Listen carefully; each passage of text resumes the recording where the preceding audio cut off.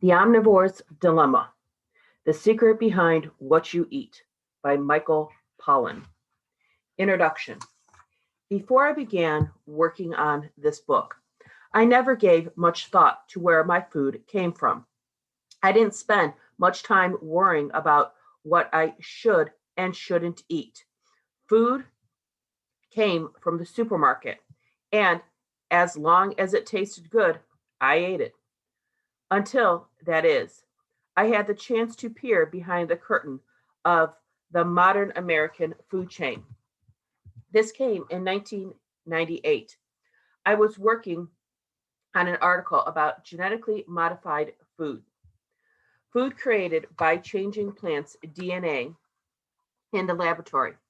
My report took me to the Magic Valley in Idaho, where most of the French fries you've ever eaten begin their life as russet Burbank potatoes. There I visited a farm like no farm I'd ever seen or imagined. It was 15,000 acres divided into 135-acre crop circles.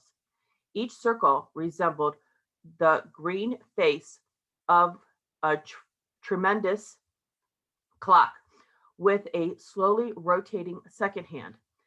That sweeping second hand was the irrigation machine, a pipe more than 1,000 feet long that delivered a steady rain of water, fertilizer, and pesticides on the potato plants. The whole farm was managed from a bank of computer monitors in a control room. Sitting in that room, the farmer could, at the flick of a switch, douse his crops with water or whatever chemical he thought they needed. One of these chemicals was a pesticide called Monitor, used to control bugs. The chemical is so toxic to the nerve system that no one is allowed in the field for 5 days after it is sprayed. Even if the irrigation machines break during that time, farmers won't send workers out to fix it because the chemical is so dangerous. They'd rather let the whole 135-acre crop of potatoes dry up and die. That wasn't all.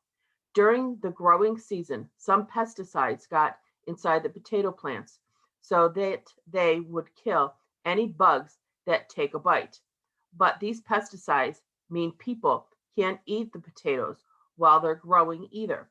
After the harvest, the potatoes are stored for 6 months in a gigantic shed. Here, the chemicals gradually fade until the potatoes are safe to eat. Only then can they be turned into French fries. That's how we grow potatoes? I had no idea. A burger with your fries? A few years later, while working on another story, I found myself driving down Interstate 5, the big highway that runs between San Francisco and Los Angeles. I was on my way to visit a farmer in California's Central Valley. It was one of those gorgeous autumn days when the hills of California are gold. Out of nowhere, a really nasty smell ex- exalted, assaulted my nostrils. The stench of gas stations' restrooms, surely in need of attention.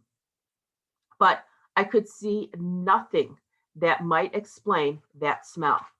All around me were the same blue skies and golden hills. And then, very suddenly, the golden hills turned jet black on both sides of the highway. Black with tens of thousands of cattle crowded into a carpet of manure that stretched as far as the eye could see. I was driving through a feedlot with tens of thousands of animals bellied up to the concrete trough that ran along the side of the highway for what seemed like miles. Behind them rose two vast pyramids, one yellow, the other black, a pile of corn and a pile of manure. The cattle, I realized, were spending their days transforming the stuff of one pile into the stuff of the other. That is where our meat comes from? I had no idea.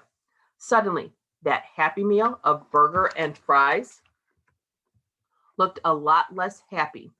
Between the feedlot and the potatoes farms, I realized just how little I knew about the way our food is produced.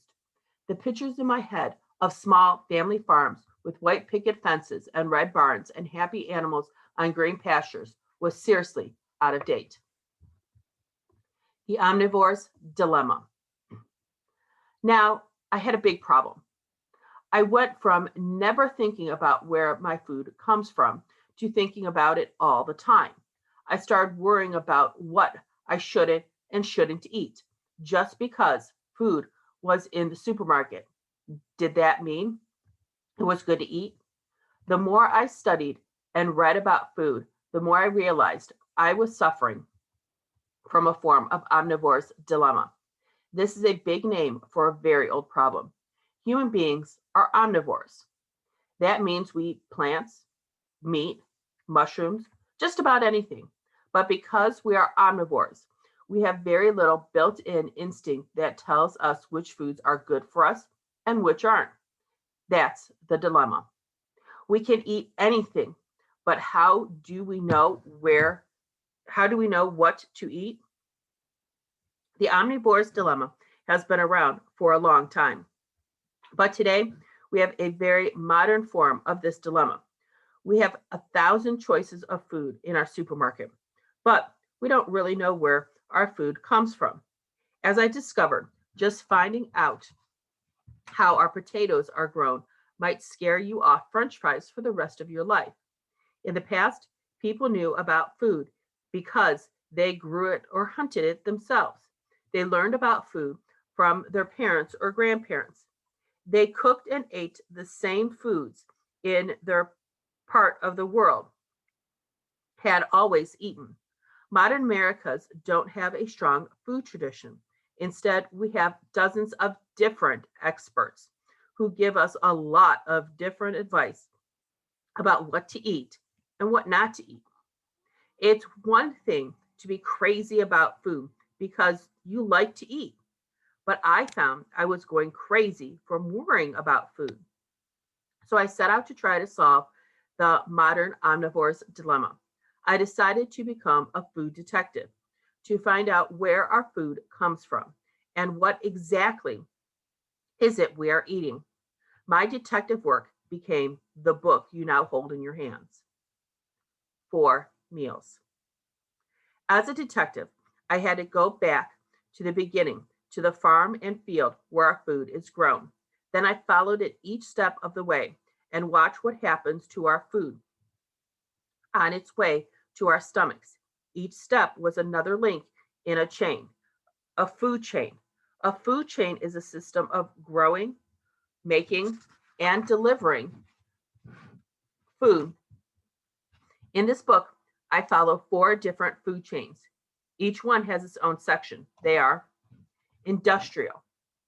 This is where most of our food comes from today.